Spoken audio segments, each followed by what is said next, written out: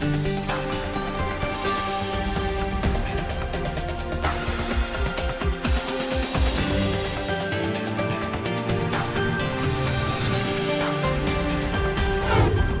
today's World Insight, the BRICS summit kicks off in Kazan, Russia, with its 5 new members, and many expect more growth to follow. How will the expanding bloc influence global order?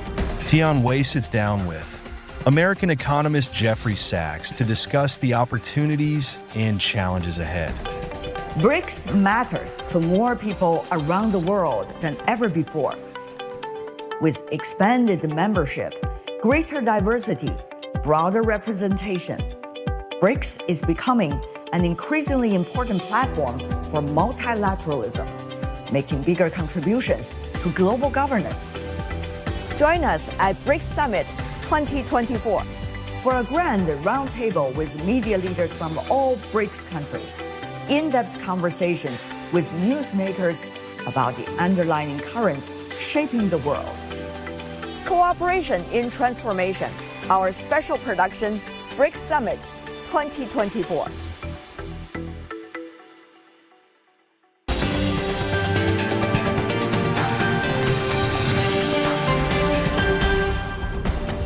Hello and welcome to Cooperation in Transformation, a special program from Kazan this week on the BRICS Summit 2024. I'm Tian. The curtain has raised on the 2024 BRICS Summit in Kazan as Chinese President Xi Jinping arrived in Kazan on Tuesday.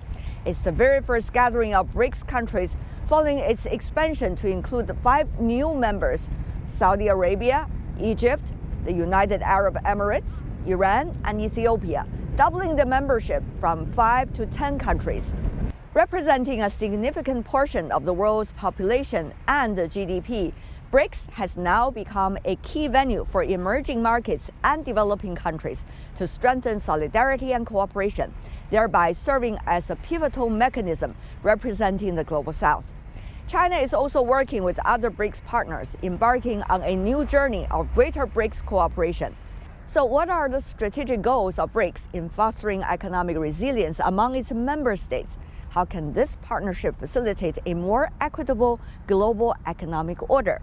On the sidelines of the BRICS Summit, I sat down with American economist and professor of Columbia University Jeffrey Sachs to find out the transformative potential of BRICS and its impact on shaping a sustainable and inclusive global economy.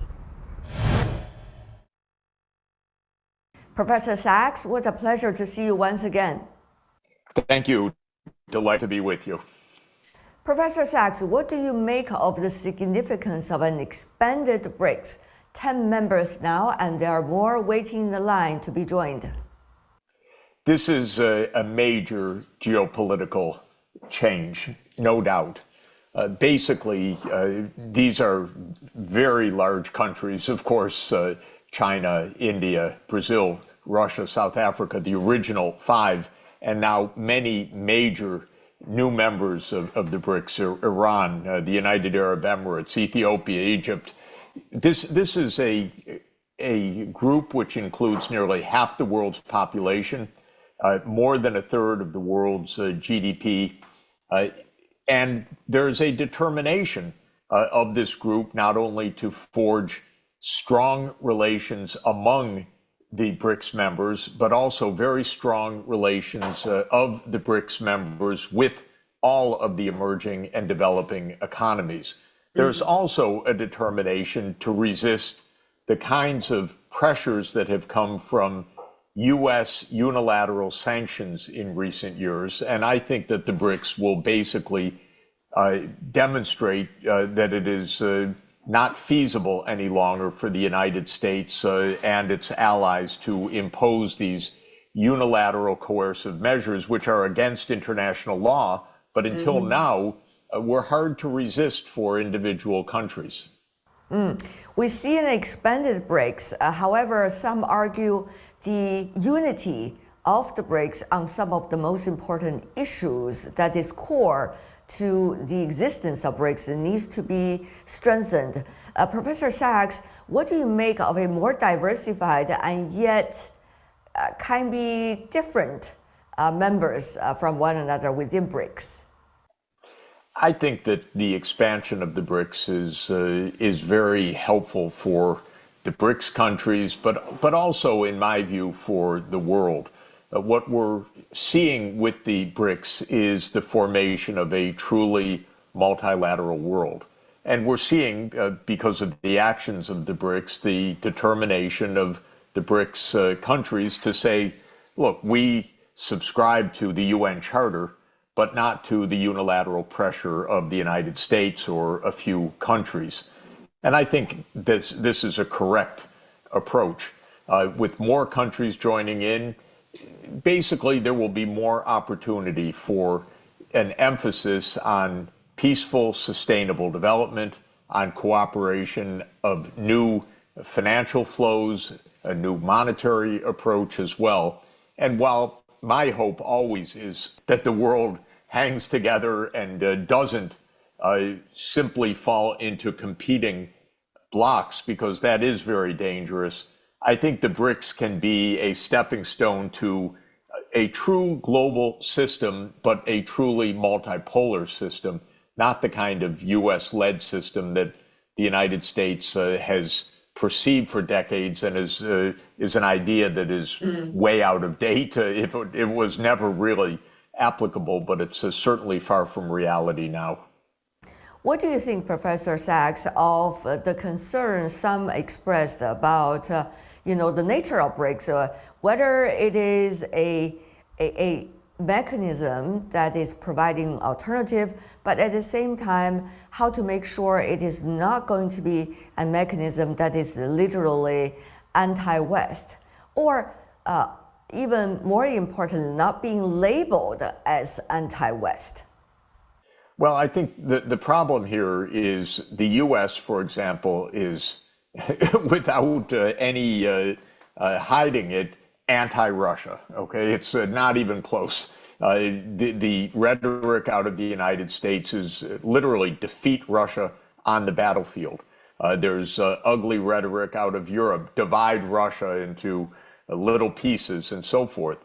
I think from Russia's point of view, the BRICS is partly a solution to this, frankly, which is like-minded countries, very significant, very substantial, that have friendly relations and that want to handle matters not on the battlefield, but actually collegially and even finding common solutions to what has been a lot of bullying by the U.S. Now, I use these terms because though I'm an American, I've been saying to American government officials for decades, if you want other countries to use the US dollar, don't bully them, don't confiscate their currencies, don't freeze their reserves. And so what I'm saying is something I've been saying for a long time, which is that in a way, the US is pushing lots of the rest of the world together. It's not that they're coming together intrinsically in an anti-Western way. It's that the US is putting sanctions all over the world. It's sanctioning a tremendous number of countries, dozens of countries. It vastly exaggerates its power, and it applies sanctions that the UN General Assembly has said for many decades are simply illegal, because sanctions should be approved by the UN or not used in this coercive manner. So I believe that the BRICS is, as long as the BRICS continue to say, which they have been saying, and I really call on them to continue to say it, that they stand for the UN Charter, that they stand for multilateralism, that they stand for peaceful cooperation. It's not fair to call them anti-Western. What they are is anti-coercion by the West. That's a quite different thing. Professor, on the other hand, we also see some economies and countries interested in joining the BRICS or coming into the conversation of BRICS. However, we see some of them yet to make their commitment, even though they are some of the largest economies and emerging economies in the world. So how do you see this, shall I say, hesitancy, as some describe, among some of the countries about the nature of BRICS and whether they want to be part of it? Well, part of it is the hesitancy comes from U.S. pressure directly. Don't join the BRICS. And so countries that are part of traditional U.S. security relations, for example, are being told, under no uncertain terms should you join the BRICS. And so that's where hesitancy comes from. They may feel that this is a good deal, that they want closer relations with China, that they want an expanded relationship, for example, with the Belt and Road Initiative, which I regard as an extremely positive and important global development initiative. And countries are benefiting from that close relationship with China. So they want to be part of the BRICS, but the United States often is saying, don't do that, that's against us, and so forth. Well, the main argument that is pushing many countries in the other direction is the kind of hostility and, I'm sorry to say, arrogance that has come from the US and its allies, from NATO, for example, for a long time. NATO's doctrine, its literal doctrine, Article 10 of the NATO Treaty, for example, on NATO expansion, is that NATO expansion is not the business of any third country. So if the US wants to expand NATO into Ukraine, it's literally under NATO doctrine, no business of Russia, even though it's all about Russia and it's on Russia's border. Well, that's a kind of arrogance or hubris that has led to this enormous backlash. Countries that are aiming to join the BRICS feel that they're not even listened to, and they face heavy costs from the US and its allies who take measures that are against their interests, that are even dangerous for them. They tell these other countries, don't trade with Russia, for example. And these countries say, but we have normal relations with Russia. The United States says, no, we will sanction you, we will punish you, we will cut off your banks, and so forth. That actually doesn't work. But that kind of bullying pushes other countries to want to join the BRICS. Professor, I remember dearly recently you had a debate with Professor Mearsheimer.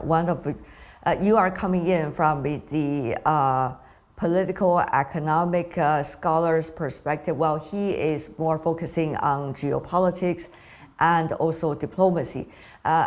You argued in your discussion that it can be a win-win situation among countries. Not necessarily one has to be the loser while the others will be the winner. Now, having said that though, how about the BRICS? We see earlier, BRICS have chosen the road more on energy, financial, trade, and economic cooperation. Cultural exchanges, people-to-people exchanges, certainly as well, but not necessarily focusing much on geopolitics and security issues. What do you make of, Professor, of the strategic choices that BRICS made earlier about the spheres of the efforts it is concentrating on? And what do you make of the future that BRICS should and can stick to? Look, I hope that when it comes to security, we actually keep the great security issues at the UN, in the UN Security Council, in the UN treaties, in the nuclear arms control framework treaties, which are UN treaties. I think it would be extremely dangerous the more we fall into military blocs. We know that such military alliances in modern history, for example, in 1914, went haywire. Countries were afraid or wanted to make preemptive actions, and suddenly there was essentially a global war. We need, at all costs, to avoid this kind of approach. I think the BRICS emphasis on payment systems, on finance, on trade, on scientific, technological, and academic, scholarly, and cultural exchange is wonderful. I think that the notion of keeping security in a UN context, but then making the UN effective, because it's not effective when the veto power really is a blockade to solutions, and in the end is a blockade even to real negotiations and deliberations. This is what I would hope for. So I really don't want to see, personally, I don't want to see the BRICS devolve into some kind of military alliance. My own view, which I state every day, is that the war in Ukraine could end in a day, today, if the United States would call off its plan to expand NATO. The war in the Middle East could end today if the UN Security Council would vote a sovereign state of Palestine as the 194th UN member state on the borders of the 4th of June, 1967. The risks in East Asia could end immediately if the United States would abide properly by the one China policy, and China and the United States would enter into normal diplomacy. All of these challenges that we face can be overcome. War is a disaster, obviously, and war between great powers is a threat to human survival in the nuclear age. So I don't want to see the BRICS become a military force. I don't think there's any intention of that. But at the same time, I would like to see a reinvigorated United Nations. Basically, the challenge is to solve all of these crises that we face diplomatically, to understand that they really are about politics. They really are about political decisions. They're susceptible of political compromise or political agreements, and war is not going to solve any of these issues, but war could escalate into complete global disaster. So that's my feeling. The BRICS is on the right course with the focus that it's taken. BRICS matters to more people around the world than ever before. With expanded membership, greater diversity, broader representation, BRICS is becoming an increasingly important platform for multilateralism, making bigger contributions to global governance. Join us at BRICS Summit 2024 for a grand roundtable with media leaders from all BRICS countries, in-depth conversations with newsmakers about the underlying currents shaping the world. Cooperation in Transformation, our special production, BRICS Summit 2024.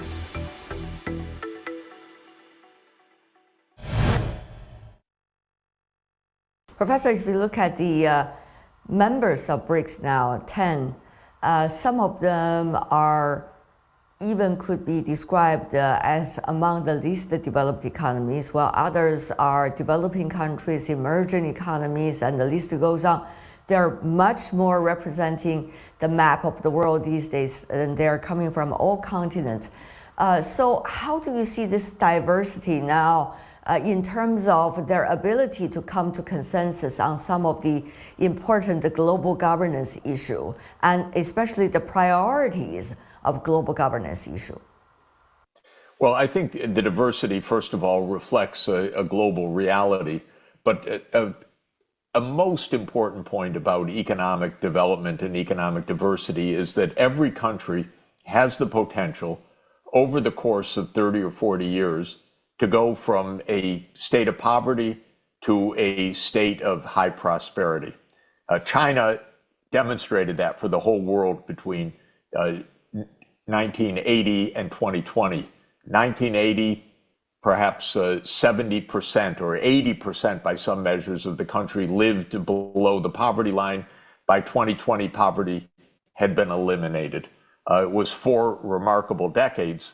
Not every country is going to have China's tremendous success, but China showed that in 4 decades, it's possible to go from what was really a lot of poverty to what is an absolutely remarkable economy at the cutting edge of global technology. Now, you take a country like Ethiopia, a very poor country today, but a tremendous culture, a history that is more than 2,000 years old, by some measures 3,000 years old, a tremendous capacity for rapid economic development. I was in rural Ethiopia at the beginning of this year, and I was visiting farmers whose incomes had jumped enormously because they had electricity coming from a dam that China had helped to build, and they had transport to sell their goods to the Middle East by rail to Djibouti, which China had helped to build. So it was an absolutely powerful demonstration before my own eyes about how the Belt and Road Initiative and China's capacity to engage with other countries based on China's own experience of how you leapfrog, how you move forward very quickly in income levels if the infrastructure is correct, if the education system is upgraded. So to my mind, having the BRICS have this diversity is a strength. You take Egypt, it's got unique challenges, but it's a 5,000-year-old civilization. You have Ethiopia, it's a 3,000-year-old civilization. You have Iran, Persia in history, roughly 5,000 years old, also one of the oldest civilizations in the world. So this is not only a meeting of countries, it's actually a meeting of civilizations, something quite remarkable. On the other hand, we also see pragmatic cooperation among members of the BRICS economies. We see energy trade has been increasing dramatically among the members. We also see that they are working on agricultural cooperation, even though not all of them are strong in agriculture competitiveness worldwide. While at the same time, we are seeing them doing cooperation in science and technological field as well. So how do you understand the necessity these days that economies are working together, trying to seek alternative ways to develop their future, especially at a time when economic realities are very uncertain? Well, first, we need to say we are all globally facing some very, very serious ecological challenges that are sometimes pushed off the front page temporarily by the wars and the crises, but then come roaring back with the floods, with the droughts, with the coastal disasters that many, many countries are facing right now, including China, including Russia, including Brazil, including Iran, including Egypt and Ethiopia. This is the human-induced climate change. It is the ecological catastrophes. And there's no solution for these crises other than through a high level of global cooperation. And that cooperation needs to take many forms. One is cooperation regionally, so that the countries within a common geography, say East Asia and Southeast Asia, need to be working together to connect renewable energy and make a power system that goes beyond any one country. They also need to be globally cooperative, because some countries have technological solutions that can help to solve the problems of other countries, or some countries have the financing that can help to solve the problem of other countries.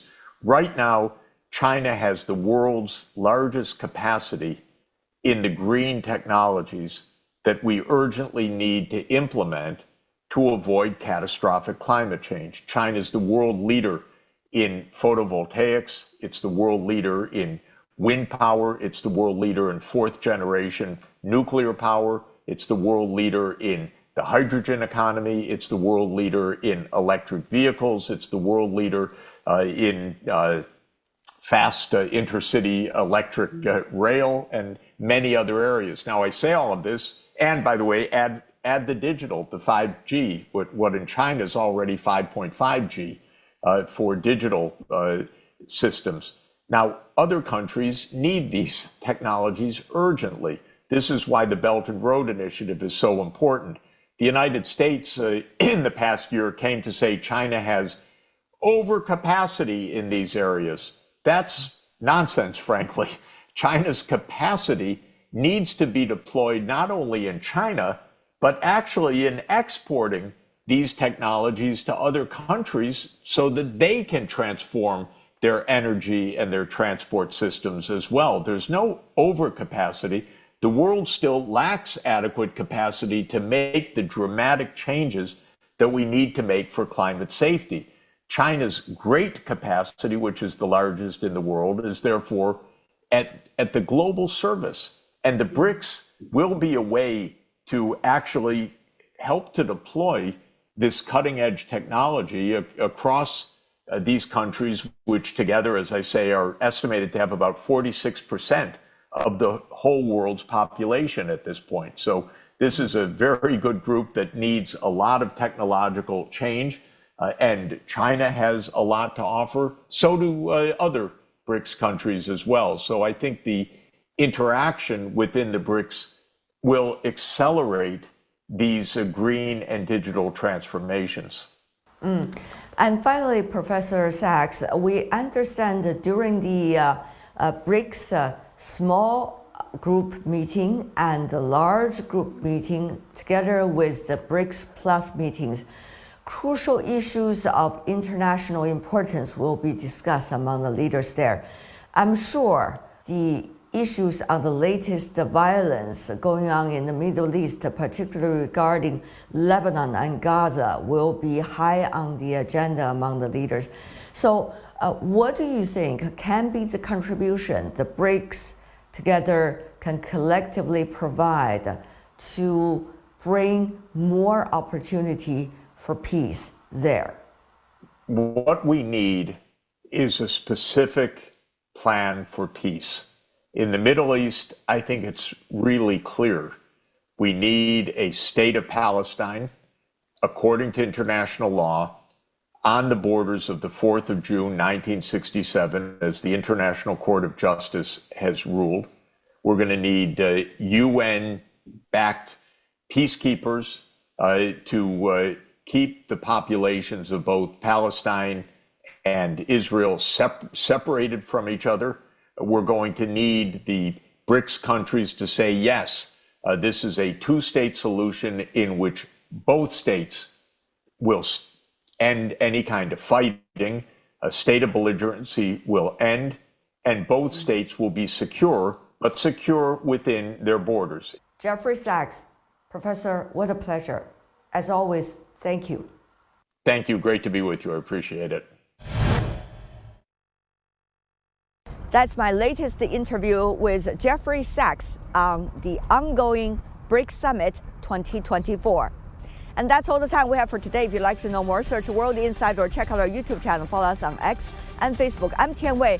On behalf of my team here in Kazan and in Beijing, thanks for being with us, and I'll see you tomorrow in our special program, Cooperation in Transformation. Bye for now.